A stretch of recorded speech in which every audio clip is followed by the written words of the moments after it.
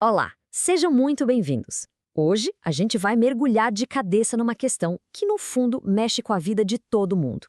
Como é que os governos se modernizam? E olha, nada de teoria aqui, viu? A gente vai analisar 4 histórias reais super fascinantes que vão da Califórnia até a Índia e o Brasil para entender o que realmente funciona e o que não funciona na hora de fazer a transformação digital no setor público. Bom, vamos começar com essa pergunta que virou quase um meme, né? E a real é que, para muita gente, a resposta foi a letra C. A Covid-19 meio que empurrou todo mundo para o digital na marra. Mas isso, gente, foi apagar incêndio. O que interessa mesmo, e o que a gente vai ver aqui, é a transformação que acontece de propósito. Aquela que é pensada, que é intencional e que tem um objetivo claro: servir melhor as pessoas. E é aqui que mora o centro do problema. Pensa só como um governo foi construído, basicamente em cima de papel. A unidade de tudo era o formulário. Cada formulário na sua própria pasta, na sua própria gaveta, sabe? Só que no mundo digital, a unidade de informação é o dado. E dados, bom, eles podem fluir, se conectar, criar serviços que de fato entendem a vida da gente.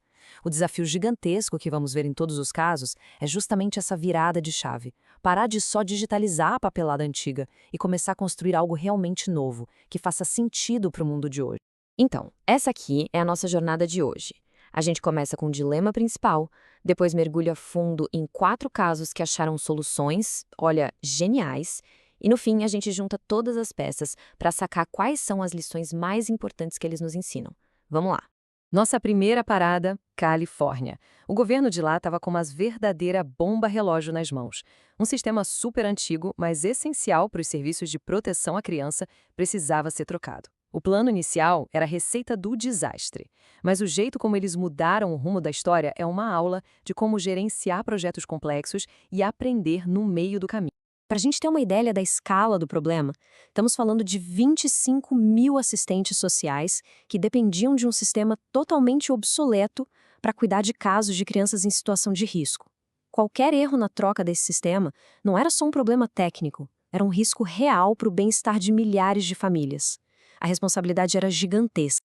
Agora, presta atenção nesse slide, porque ele é a chave de tudo. Ele mostra o choque de 2 mundos. De um lado, o método cascata, o jeito antigo. Imagina um plano gigantesco, um documento de 1.500 páginas que assume que você sabe tudo do começo ao fim e só vai ver o resultado daqui a anos. Loucura, né?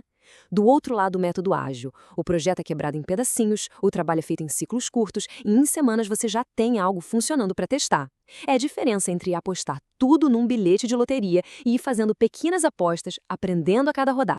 E essa citação aqui, ela resume a coisa toda de um jeito brilhante. O método cascata, no fim das contas, é como se todo mundo assinasse um contrato se comprometendo a não aprender nada durante o processo. E em projetos desse tamanho, com vidas em jogo, a capacidade de aprender e corrigir o curso não é um luxo, é tudo. E a Califórnia, felizmente, percebeu isso bem a tempo. Seguimos para o nosso segundo caso, também na Califórnia, mas agora o foco é outro. Aqui o problema não era um sistema de TI gigante e ultrapassado. Era uma experiência de usuário, nossa, terrivelmente ruim, que simplesmente impedia as pessoas de conseguir um benefício que era vital para elas. 66%. Isso quer dizer que 1 em cada 3 pessoas que tinham direito a receber ajuda para comprar comida simplesmente não estava recebendo. E não era por falta de dinheiro do programa, era um problema de design. O sistema era tão confuso, mas tão confuso, que as pessoas desistiam no meio do caminho. O custo humano disso era enorme. E aí, qual foi a solução? Começou com uma ferramenta que muita gente esquece: a empatia. Um cara da equipe simplesmente sentou e tentou ele mesmo se inscrever para receber o benefício. Ele viveu na pele o pesadelo. Um formulário online com 50 páginas, mais de 200 perguntas e que nem abria direito no celular. Foi só sentindo a dor do usuário que eles entenderam onde o sistema realmente quebrava. A solução foi o que a gente pode chamar de um hack do bem. Em vez de tentar mudar o sistema do governo por dentro, o que levaria anos e uma fortuna, eles criaram uma fachada simples e bonita, o site getcalfresh.org. Por fora, super fácil de usar. Por trás das cortinas, um robozinho pegava os dados e preenchia sozinho aquele formulário oficial e complicado. A mentalidade foi: é melhor pedir desculpas depois do que pedir permissão agora. A prioridade era ajudar as pessoas e era pra já. Ok, agora a gente vai mudar completamente de escala. Os 2 primeiros casos eram sobre consertar um serviço que não funcionava.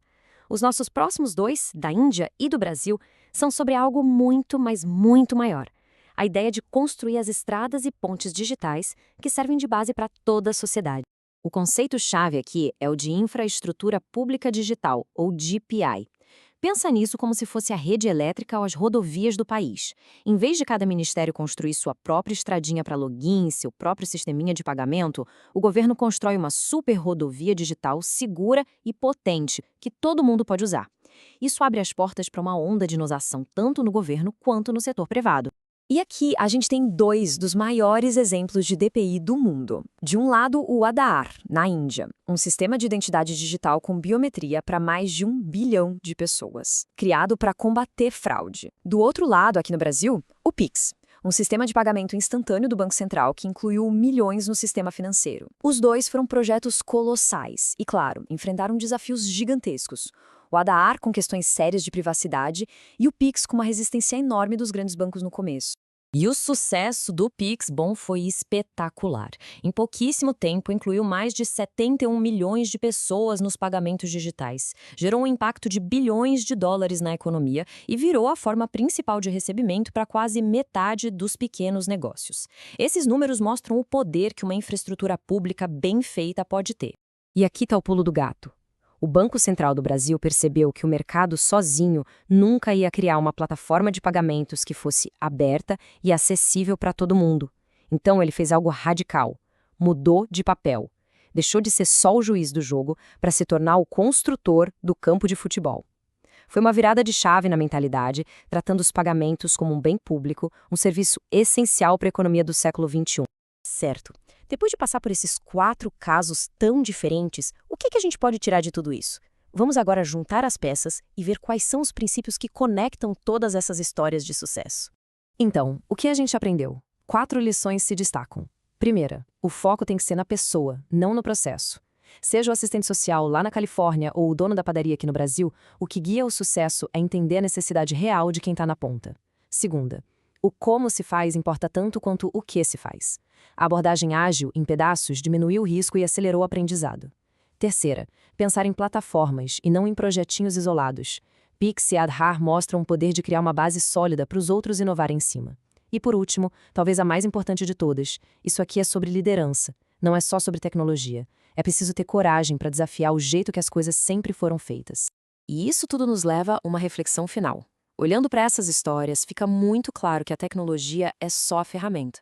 A transformação de verdade parece vir de outro lugar, da cultura, da liderança e, talvez o principal, da coragem de dar permissão para as equipes resolverem problemas de jeitos novos, sempre com foco nas pessoas. A grande questão que fica é, será que as nossas organizações estão prontas para dar essa permissão?